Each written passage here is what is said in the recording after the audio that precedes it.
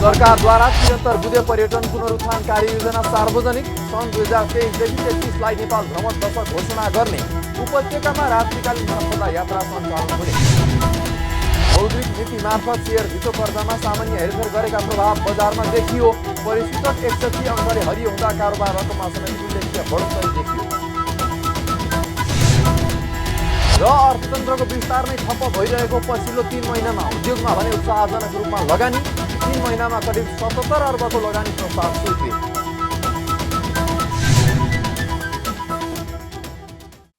हामी छौं पल पल तपाईसँग, हिमाल पहाड तराईसँग, साथ छ हाम्रो बढ्ने कदमलाई। सलाम छ ती पोरखे हातहरूलाई, जिन्दगी सजाइदिन्छौँ हामी, हर सासको साथी बन्छौँ हामी। सुरक्षा अनि समृद्धि प्राण छ हाम्रो, हर आफू पनि बचौं, अरूलाई पनि बचाऊ। आजै नेपाल लाइफमा जीवन बिमा गरौँ। हामी हौं नेपाल लाइफ। नेपाल लाइफ, किनकि जीवन अमूल्य छ।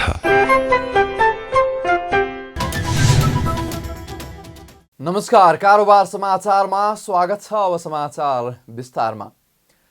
सरकारले सन् 2023 देखि 33 लाई नेपाल भ्रमण दशक घोषणा गर्ने तयारी गरेको छ। आइतबार संस्कृति पर्यटन तथा नागरिक उड्डयन मन्त्रालयले 73 मुदे पर्यटन पुनरुत्थान कार्ययोजना सार्वजनिक गर्दै यस्तो घोषणा गरेको हो। पर्यटन मन्त्री जीवनराम श्रेष्ठले कार्यभार सम्हाल्ने क्रममा गर्नुभएको रिकभरी प्लान ल्याउने निर्णय अनुसार आइतबार मन्त्रालयले पर्यटन पुनरुत्थान कार्ययोजना सार्वजनिक गरेको हो। कार्ययोजना प्रस्तुत गर्दै मन्त्रालयका सहसचिव होम प्रसाद लुइटेलले सन् 2023 देखि 33 लाई नेपाल भ्रमण दशक 3 महिनाभित्र घोषणा गरिसक्ने गरी तयारी गरिरहेको बताउनुभयो। उहाँले पर्यटन क्षेत्रमा योगदान गर्ने व्यक्तिहरूलाई सम्मान स्वरूप परिचय पत्र दिने कार्ययोजना बनाएको पनि बताउनुभयो। सहसचिव लुइटेलले नेपालमा विदेशी चलचित्र छायाङ्कनको लागि विदेशी चलचित्र निर्माता र कलाकारहरूलाई आकर्षण गर्ने विभिन्न सहुलियतको व्यवस्था गर्ने, सगरमाथा आधार शिविरबारे अध्ययन गर्न समिति गठन गर्ने कार्ययोजनाको प्रस्तुत गर्नुभयो। सगरमाथा आधार शिविरको ऐतिहासिकता, वर्तमान अवस्था र भविष्यको जोखिमका सम्बन्धमा अध्ययन गर्न सगरमाथा आधार शिविर अध्ययन समिति गठन गरी त्यसैको सुझावका आधारमा शिविरको वैज्ञानिक व्यवस्थापन गरिने उहाँले बताउनुभयो। मन्त्रालयका सहसचिव लुइटेलले काठमाडौँ उपत्यका लगायत अन्य पर्यटकीय स्थलहरूमा पर्यटनको बस पार्क निर्माणको कामलाई 6 महिनाभित्र अगाडि बढाउने पनि जानकारी दिनुभयो। नेपालको पर्यटन क्षेत्रको दिगो विकासका लागि सन् 2023 देखि 2033 को दशकलाई नेपाल भ्रमण दशकको रूपमा मनाउन आवश्यक तयारी अगाडि बढाउने, सगरमाथा आधार शिविरको ऐतिहासिकता, वर्तमान अवस्था र भविष्यको जोखिमका सम्बन्धमा अध्ययन गर्न सगरमाथा आधार शिविर अध्ययन समिति गठन गरी सो समितिको सुझावका आधारमा आधार शिविरको वैज्ञानिक व्यवस्थापन गर्ने, उपत्यकाभित्रका प्रमुख ऐतिहासिक सम्पदाहरू घुम्न जाने पर्यटकहरूको सुविधाका लागि एकद्वार प्रणालीबाट प्रवेश अनुमति शुल्क लिने व्यवस्था मिलाउने, विमानस्थलभित्र सञ्चालन हुने बस सेवालाई सुदृढ एवं व्यवस्थित गर्ने, उपत्यका लगायत अन्य पर्यटकीय स्थलहरूमा पर्यटक बस पार्क निर्माणको कामलाई अगाडि बढाउने। कार्यक्रममा संस्कृति पर्यटन तथा नागरिक उड्डयन मन्त्री जीवनराम श्रेष्ठले मन्त्रालयले घोषणा गरेको पर्यटन पुनरुत्थान कार्ययोजनाले कोरोना महामारीले परेको असरलाई पुनरुत्थान गरी पर्यटन व्यवसायलाई प्रवर्धन गर्ने दावी गर्नुभयो। मन्त्री श्रेष्ठले सरकारले नेपाललाई विश्वको एक पर्यटन आगमनको केन्द्र बनाउने गरी काम गर्ने तयारी गरेको भन्दै विगतमा कुनै एक वर्षलाई भ्रमण वर्षको रूपमा मनाएर पर्यटन प्रवर्धन गर्ने गरिएको भए पनि वर्तमान सरकारले एक दशकलाई नै नेपाल भ्रमण वर्ष मनाउने घोषणा गर्न लागेको बताउनुभयो। उहाँले नेपाल भ्रमण दशक घोषणा मन्त्रालयको मात्रै नभई सरकारको कार्ययोजना भएको भन्दै भ्रमण दशकबारे प्रधानमन्त्री शेरबहादुर देउवा समेत सकारात्मक रहेको बताउनुभयो। पहिलाका प्रचलनहरू कुनै वर्षलाई भ्रमण वर्ष भनेर तोकेर जुन ढङ्गबाट एउटा समारोहहरू आयोजना गर्ने र त्यो पर्यटन प्रवर्धनको लागि काम गर्ने एउटा प्रचलन थियो र हामीले यो पल्ट चाहिँ अब दशकलाई नै पर्यटन वर्ष भनेर पर्यटक दशक भनेर चाहिँ अगाडि बढाउँ भन्ने एउटा सोचाइ चाहिँ अगाडि बढाएको छ र यसले यो एउटा पर्यटनको चाहिँ प्रवर्धनको कुरा, विकासका कुराहरू भनेको यो एउटा अभियान हो भन्ने मलाई लाग्छ। यो एकै दिनमा एकै वर्षमा यसको कार्य सम्पन्न हुने कुराहरू होइन। यो एउटा अभियानको रूपमा निरन्तर रूपमा हामीले लैजानुपर्छ। यसो भयो भने मात्र हामीले लिएका लक्ष्यहरू, राष्ट्रले लिएका लक्ष्यहरू, हाम्रा चाहनाहरू हामीले पुरा गर्न सक्छौँ।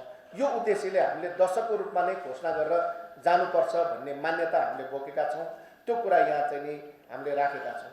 यस विषयमा आज हामीले जे घोषणाहरू गरेका छौँ, यो पर्यटन मन्त्रालयको तर्फबाट आफ्नो कार्ययोजना त हुँदै हो, यो सरकारको एउटा चाहिँ नि कार्ययोजना हो। यस विषयमा म सम्माननीय प्रधानमन्त्रीज्यूलाई पनि धन्यवाद दिन चाहन्छु। उहाँसँग मेरो चाहिँ नि कुराकानी भएको छ र प्रधानमन्त्रीज्यूले पनि यो पर्यटन क्षेत्रको प्रवर्धनको लागि के गर्नुपर्ने हो तपाईँले अगाडि बढाउनुहोस् भनेर उहाँले चाहिँ नि त्यो एउटा ब्याकअप चाहिँ नि गर्नुभएको छ। यस्तै क्लिन नेपाल ग्रिन नेपालको अवधारणा अन्तर्गत प्रदेश, स्थानीय सरकार, नागरिक समाज र निजी क्षेत्रसँग सहकार्य गरी महत्त्वपूर्ण पर्यटकीय स्थलहरूमा राष्ट्रिय सरसफाई एवं रङ रोगन अभियान 1 महिनाभित्र चलाउने घोषणा समेत गरेको छ। जनता समाजवादी पार्टी नेपालका सांसद रामबाबु कुमार यादवले मध्य प्रदेशलाई सुक्खाग्रस्त क्षेत्र घोषणा गर्न माग गर्नु भएको छ। आइतबार प्रतिनिधि सभा बैठकको विशेष समयमा बोल्दै सांसद यादवले खेतीको समयमा पानी नपरेर मध्य प्रदेशका किसानहरू समस्यामा परेको बताउनुभयो। उहाँले मध्य प्रदेशलाई सुक्खाग्रस्त क्षेत्र घोषणा गर्न माग गर्नुभयो। उहाँले बन्द रहेका नहरहरू सञ्चालन गर्न, बन्द भएका डिप टोयलेटहरूमा मोटर जडान गरी सञ्चालन गर्न र विद्युतको जडान गर्न पनि सरकारको ध्यान आकर्षण गर्नुभयो। उहाँले किसानलाई विद्युत पूर्ण रूपमा छुट गराउनुपर्ने पनि बताउनुभयो। यस्तै सांसद यादवले बैंकले कृषिमा लगानी बन्द गरेको भन्दै यसले किसानहरू मारमा परेको पनि बताउनुभयो। सरकारलाई रुलिङ होस्, आजैका दिनदेखि त्यो बन्द परेका नहरहरू, बन्द परेका डिप ट्युबवेलहरू जसमा मोटर जडान गर्न बाँकी छ मोटर जडान गरोस्, विद्युतको काम बाँकी छ विद्युत जडान गरोस्, तर आजैदेखि सिँचाइमा जाओस्। र अर्को एउटा प्याकेज भन्न चाहन्छु, माग गर्न चाहन्छु, प्रदेशलाई मध्य प्रदेशलाई सुक्खाग्रस्त क्षेत्र घोषणा गरियोस् र त्यहाँको किसानको राहतको लागि प्याकेज लिएर आओस्, विद्युत पूर्ण रूपले छुट गरियोस्। अहिले देशमा पैसाको कमी भएको कारणले उत्पादन बाहेकका ऋणहरू लगानी बन्द गर्ने राष्ट्र ब्याङ्कको निर्णय आएको छ। तर 3 महिना पहिलादेखि नै कृषिमा लगानी कृषि ब्याङ्कहरूले बन्द गरेका छन्, पैसा छैन भनेर। कृषिका लगानी आजदेखि बन्द हुन्छ, 3 महिना पहिलादेखि बन्द छ। भोलि कृषिको अवस्था के हुन्छ? जुन कृषिले 27% देशको जीडीपीमा असर पार्दछ। हुन त यहाँका हामी 125 करोडका हतियार किन्न गइराखेका छौँ। हामी यो देशलाई बुझ्न नसकेको हो कि यहाँका किसानको समस्या बुझ्न नसकेको हो कि यो पीडा कहाँ राख्ने?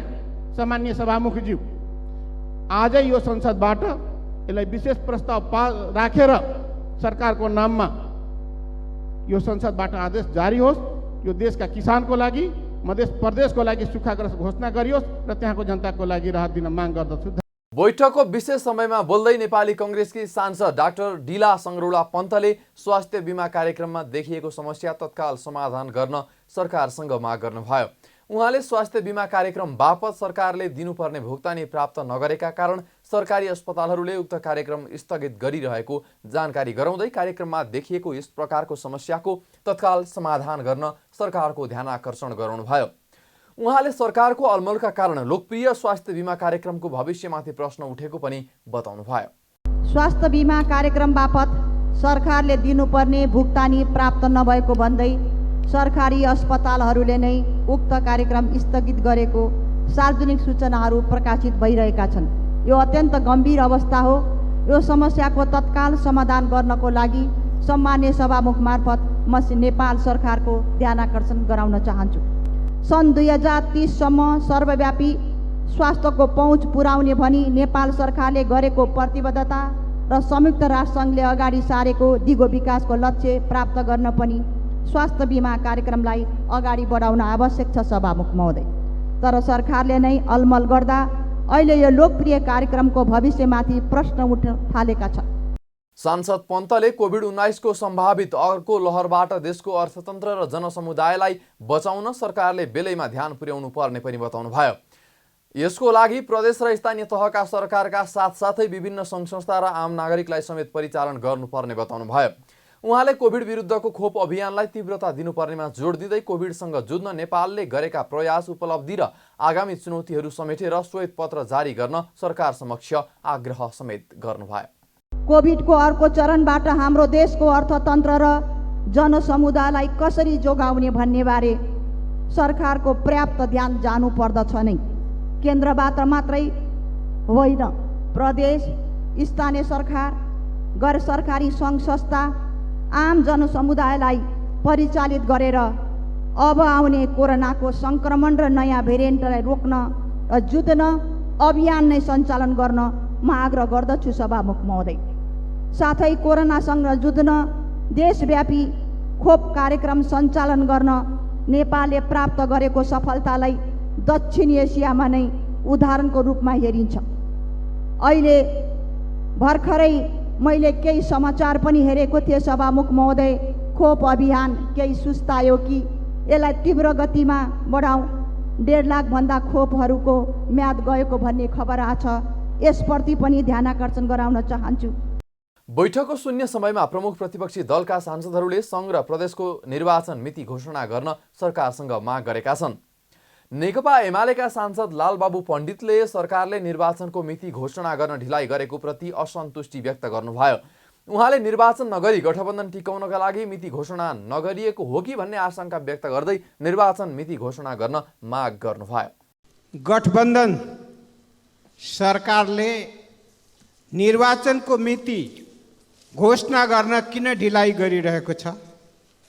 गठबन्धनको गाँठागुठी नमिलेर हो कि आशीर्वाद लिन गएको ठाउँबाट आशीर्वाद नपाएर हो कि या चुनाव नगराउने मनसायले गठबन्धन लामो समय टिकाउनको निम्ति हो कि जनता जान्न चाहन्छन्?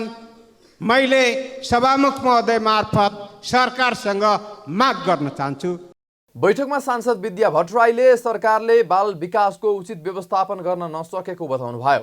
उहाँले बाल विकासमा कार्यरत सहयोगी कार्यकर्तालाई निर्धारित तलब सरकारले नदिएको भन्दै सरकारको ध्यान आकर्षण गराउनुभयो। प्रारम्भिक बाल विकासदेखि 8 कक्षा आधारभूत शिक्षाको अभिन्न अङ्गका रूपमा राज्यले स्वीकार गरेको छ। मौलिक हक अन्तर्गत रहेको शिक्षा र शिक्षा नीतिले स्पष्ट रूपमा समाविष्ट गरेको आधारभूत शिक्षाको एउटा तह बाल विकासको उचित व्यवस्थापन सरकारले हालसम्म पनि गर्न सकिरहेको छैन। 2078-79 बाल विकासमा कार्यरत सहयोगी कार्यकर्ताहरूको मासिक तलब न्यूनतम 15,000 सरकारले निर्धारण गरे पनि हालसम्म सो निर्धारण गरे अनुसार उहाँहरूले तलब प्राप्त गर्नुभएको छैन। बैठकमा सांसदहरूले मृगौला र क्यान्सर पीडितलाई मासिक 5,000 रुपैयाँ दिने प्रतिबद्धता कार्यान्वयन गर्न सरकारलाई समेत ध्यान आकर्षण गराएका छन्। यसका साथै सामाजिक सुरक्षा भत्ता लिन पालिकाको केन्द्रसम्म जानुपर्ने अवस्था कतिपय ठाउँमा कठिन भएका कारण वडामै घुम्ती बैंकिङ सेवा मार्फत दिने व्यवस्था मिलाउन सरकारको ध्यान आकर्षण पनि गराएका छन्। शेयर बजारले नेपाल राष्ट्र बैंकको मौद्रिक नीतिलाई स्वागत गरेको छ। मौद्रिक नीति सार्वजनिक हुनु पहिलेको 2 कारोबारको दिन राताम्य भएको शेयर बजार मापन गर्ने नेप्से परिसूचक मौद्रिक नीति सार्वजनिक भएपछिको पहिलो कारोबारको दिनमा भने हरियाली छाएको हो। आइतबार नेप्से परिसूचक अघिल्लो दिनको तुलनामा 3.03% अर्थात् 61.05 अङ्कले बढेर 2078.51 अङ्कमा उक्लिएको छ। कारोबारमा आएका सबै समूहले समग्र परिसूचक बढाएको हो, जसमध्ये वित्त समूहको परिसूचक सबैभन्दा धेरै 7.22% ले बढेको छ। यस्तै अन्य समूहको परिसूचक 6.93% ले बढ्दा विकास बैंक समूहको परिसूचक 5.1, लघुवित्त समूहको परिसूचक 3.91, जलविद्युत समूहको परिसूचक 3.69, लगानी समूहको परिसूचक 3.21, जीवन बीमा समूहको परिसूचकको 2.16 र होटल तथा पर्यटन समूहको परिसूचक 2.71% ले बढेको छ। यसका साथै वाणिज्य बैंक, निर्जीवन बीमा, उत्पादनमूलक र म्युचुअल फन्ड समूहको परिसूचकको पनि 1% भन्दा माथिले नै बढेको छ। समग्र परिसूचकमा हरियाली छाउँदा कारोबार रकम र शेयर संख्या दुवैमा समेत बढोत्तरी देखिएको छ। दिनभर कुल 219 कम्पनीको 64,23,000 किता शेयर 2,73,09,00,000 रुपैयाँ बराबरमा किनबेच भएको छ। यो कारोबार रकम मौद्रिक नीति सार्वजनिक भएको दिनको तुलनामा 1,28 करोड रुपैयाँ भन्दा धेरै हो। शुक्रबार 2 घण्टा मात्रै खुलेको बजारमा जम्मा 33,20,000 किता शेयर 1,44,34,34 रुपैयाँ बराबरमा खरिद बिक्री भएको थियो। गत बिहिबार पनि 1,64,26,00,000 रुपैयाँ बराबरको मात्रैको शेयर खरिद बिक्री भएको थियो। आज सेन्ट्रल फाइनान्स, समृद्धि फाइनान्स र मल्टिपर्पज फाइनान्सको सेयर मूल्य 10% बढेको हो। साथै विभिन्न 7वटा कम्पनीको सेयर मूल्य 9% भन्दा बढीले बढेको छ।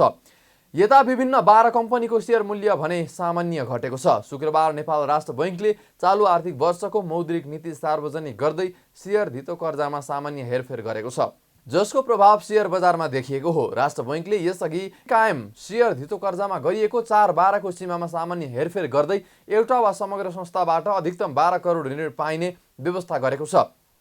यस्तै 25 लाखसम्मको सीमामा जोखिम भार 100% र त्यसभन्दा माथिमा 150% कायम गरेको छ। राष्ट्र बैंकले मर्जर तथा एक्विजिसनमा जाँदा सेयर कारोबार रोक्का राखिने व्यवस्थालाई समेत खारेज गरेको छ। बैंक तथा वित्तीय संस्थाहरूले कर्जा प्रवाह हुन नसकी अर्थतन्त्रको विस्तार नै ठप्प भइरहेको पछिल्लो 3 महिनामा उद्योगमा भने उत्साहजनक रूपमा लगानी प्रतिबद्धता थपिएको छ।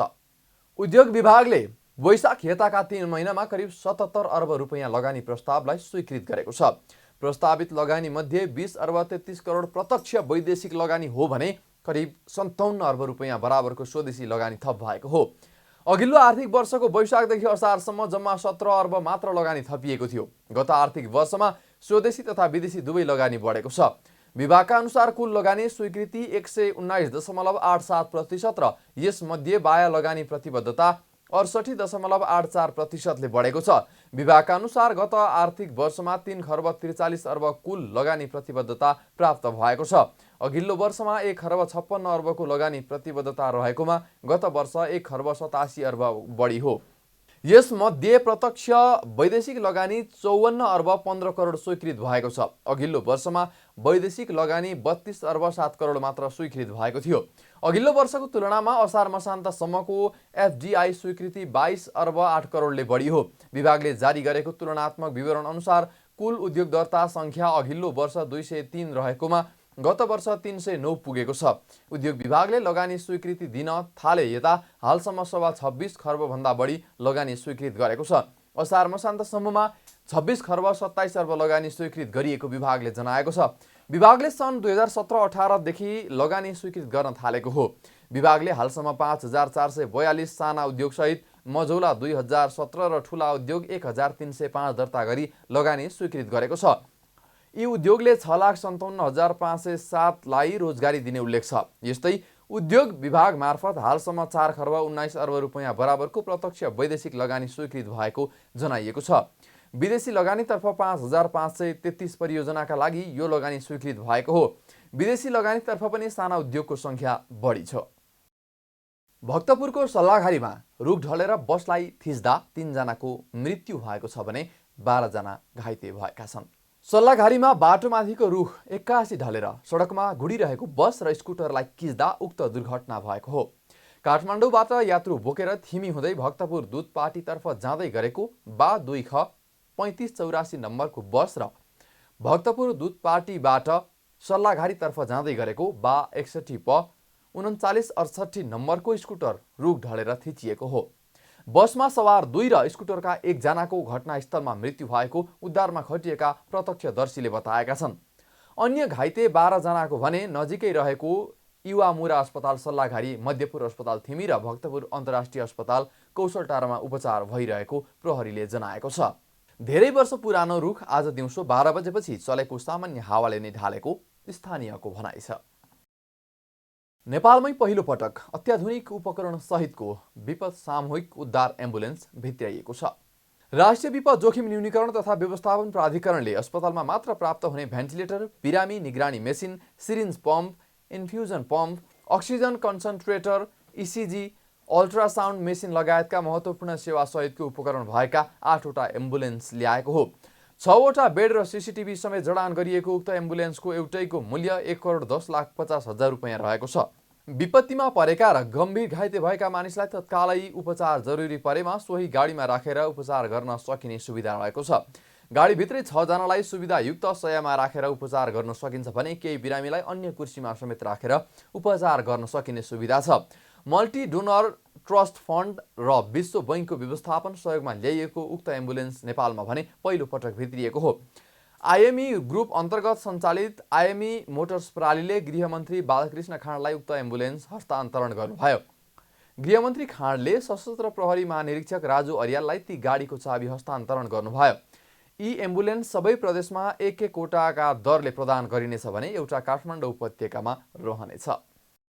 राष्ट्रिय प्रजातन्त्र पार्टीका अध्यक्ष राजेन्द्र लिङ्गदेनले अहिलेको सरकार सत्ता टिकाउनमै केन्द्रित रहेको आरोप लगाउनु भएको छ। आइतबार नेपाल प्राज्ञिक परिषद केन्द्रीय कार्य समितिले नेपालको वर्तमान अवस्था तथा वैकल्पिक मार्गचित्रको आवश्यकता विषयक विचार गोष्ठीलाई सम्बोधन गर्दै उहाँले यस्तो आरोप लगाउनु भएको हो। अध्यक्ष लिङ्गदेनले अहिले देशको परिस्थिति सामान्य आँखाले देखे जस्तो नरहेको उल्लेख गर्दै देश पूर्ण रूपले अभिभावकविहीन भएको बताउनु भयो। उहाँले अहिलेको सरकारका लागि भ्रष्टाचार र बजेट निर्माणमा अनाधिकृत व्यक्तिलाई प्रवेश गराएर करका दर हेरफेर गर्ने लगायतका विषयहरू सामान्य विषय बनेको बताउनु भयो। अध्यक्ष लिङ्गदेनले नेपाली जनताको चाहना विपरीत एमसीसी एसपीपी सम्झौता गर्ने र देशलाई कमजोर बनाउने काम भइरहेको दावी गर्दै कुनै पनि बेला देशले आफ्नो अस्तित्व गुमाउन सक्ने अवस्था देखिन थालेको भन्दै चिन्ता समेत व्यक्त गर्नुभयो। अध्यक्ष लिङ्गदेनले देशमा रहेका विद्यमान समस्याको समाधान पूर्ण समानुपातिक सांसद अभिभावकीय संस्थाको रूपमा राजा प्रत्यक्ष निर्वाचित प्रधानमन्त्री रहेको बताउनु भयो। उहाँले आफ्नो पार्टी आउने प्रदेश र प्रतिनिधि सभाको निर्वाचनमा यो मुद्दालाई मुख्य विषय बनाएर जनताको बीचमा जाने उद्घोष पनि गर्नुभयो। निरन्तर सत्तामा टिक्नको लागि जेसुकै गर्न पनि तयार भएको अवस्थाहरू देखिन थालेको छ। देशमा शान्ति, स्थिरता, विकास र राष्ट्रियताको मजबुतीका कुनै सम्भावनाहरू देखिँदैनन्। त्यो दूर क्षितिजसम्म परसम्म पनि कुनै सम्भावनाहरू देखिँदैनन्। अब यसको लागि हामीले नेतृत्वमा परिवर्तन मात्र होइन, हामीले अहिलेको राजनीतिक प्रणालीमा समेत परिवर्तन गरेर जान जरुरी छ भनेर राष्ट्रिय प्रजातन्त्र पार्टीले यो भ्रष्ट अहिलेको निर्वाचन प्रणालीको बदला पूर्ण समानुपातिक संसद, जनताले प्रत्यक्ष निर्वाचित गर्ने कार्यकारी प्रधानमन्त्री, अभिभावकीय संस्थाको रूपमा राजा रहने व्यवस्थाबाट मात्रै देशले शान्ति, स्थिरता, विकास प्राप्त गर्न सक्छ। अध्यक्ष लिङ्गदेनले आउने चुनाव ध्वंसात्मक गतिविधि नगरी देशलाई सुबाटोमा लैजाने अवसर भएकाले राप्रपाले सारेको देश विकासको वैकल्पिक मार्गचित्र अपरिहार्य रहेको बताउनु भयो। कारोबार समाचारमा अब सुन चाँदी र विदेशी विनिमय दर सम्बन्धी जानकारी।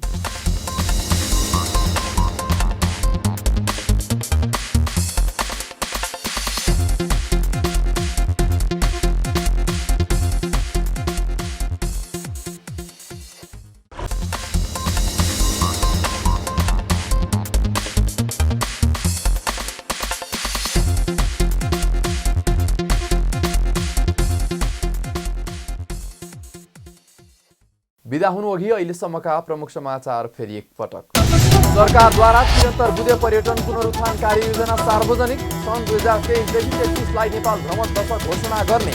उपत्यकामा रात्रिकालीन सम्पदा यात्रा सञ्चालन हुने। मौद्रिक नीति मार्फत सेयर धितो पर्दामा सामान्य हेरफेर गरेका प्रभाव बजारमा देखियो। परिसूचक 61 अङ्कले हरियो हुँदा कारोबार रकममा समेत उल्लेख्य बढोत्तरी देखियो। र अर्थतन्त्रको विस्तार नै ठप्प भइरहेको पछिल्लो 3 महिनामा उद्योगमा भने उत्साहजनक रूपमा लगानी। 3 महिनामा करिब 77 अर्बको लगानी प्रस्ताव स्वीकृत। कारोबार समाचार सकियो। हामीलाई बिदा दिनुहोस्। नमस्कार।